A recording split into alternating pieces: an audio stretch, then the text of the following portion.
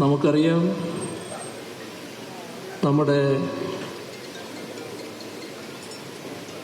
ഗവൺമെൻറ്റിൻ്റെ 4ാം വാർഷികം എന്ന് പറയുന്നുണ്ടെങ്കിലും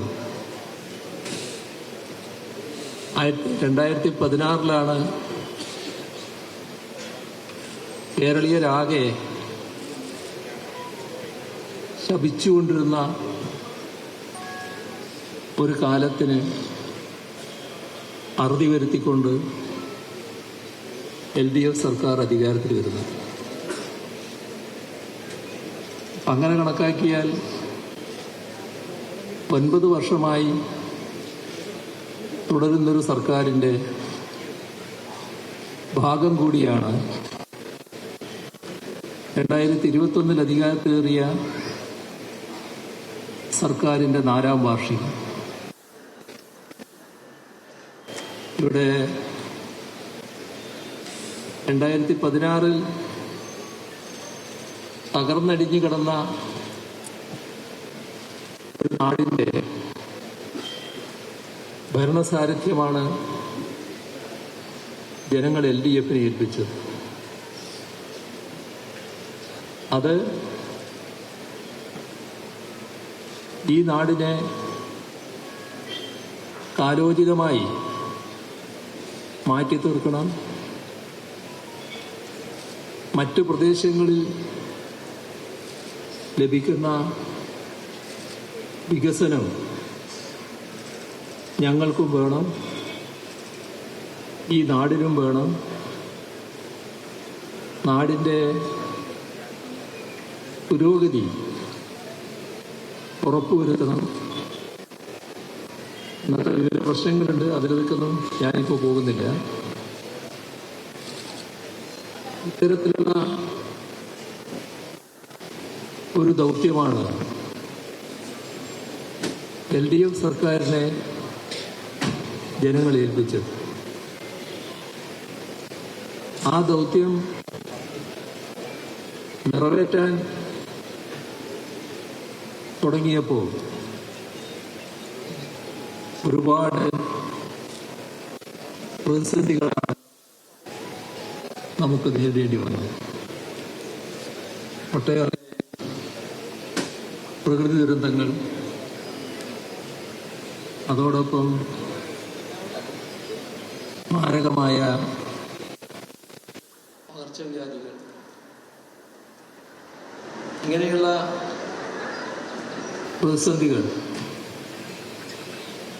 യഥാർത്ഥത്തിൽ നാടിനെ കൂടുതൽ തകർച്ചയിലേക്ക് നയിക്കും വിധമുള്ളതായിരുന്നു. പക്ഷേ നമുക്ക് തകരാൻ പറ്റുമായിരുന്നില്ല. നമുക്ക് ഇതിനെയെല്ലാം അതിജീവിച്ചേ മതിയാകുമായിരുന്നു. നിപ്പയും ഓക്കിയും 2018 നൂറ്റാണ്ടിലെ മഹാപ്രളയവും തൊട്ടു പിന്നാലെ 2019 അതിരൂക്ഷമായ കാലവർഷക്കെടുതിയും, ഇതിൻ്റെയെല്ലാം ആഘാതത്തിൽ നിന്ന് മോചിതമാകുന്നതിന് മുൻപ് ഒന്ന് നിന്ന് ശ്വാസം കഴിക്കുന്നതിന് മുൻപ് തന്നെ ലോകത്തിലാകെ വിറങ്ങലിപ്പിച്ച മഹാമാരി കോവിഡിൻ്റെ ആക്രമണം. ഇത്തരത്തിലുള്ള ഒട്ടേറെ പ്രതിസന്ധികളാണ് നമുക്ക് നേരിടേണ്ടി വന്നത്. അത്തരം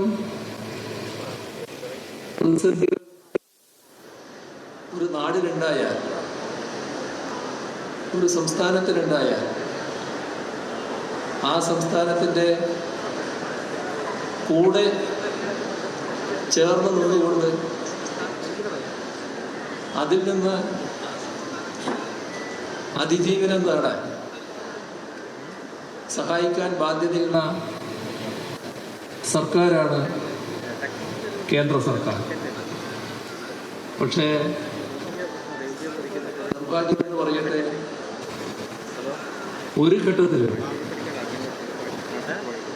ആവശ്യമായ സഹായം നമുക്ക് ലഭിച്ചില്ല. തീർത്തും നിഷേധാത്മക നിലപാട് സ്വീകരിച്ചു. ലഭിക്കുന്ന സഹായം തന്നെ തടയുന്ന നിലയുണ്ടായി. മറ്റുള്ളവർ നൽകുന്നത് പോലും തങ്ങളുടെ അധികാരം ഉപയോഗിച്ച് തടയുന്ന നിലയുണ്ടായി. തകരട്ടെ, കൂടുതൽ തകരട്ടെ, ഈ ഒരു നശീകരണ വികാരം അതായിരുന്നു കേന്ദ്ര സർക്കാരിനെ നയിച്ചത്. ഇവിടെ പറഞ്ഞു,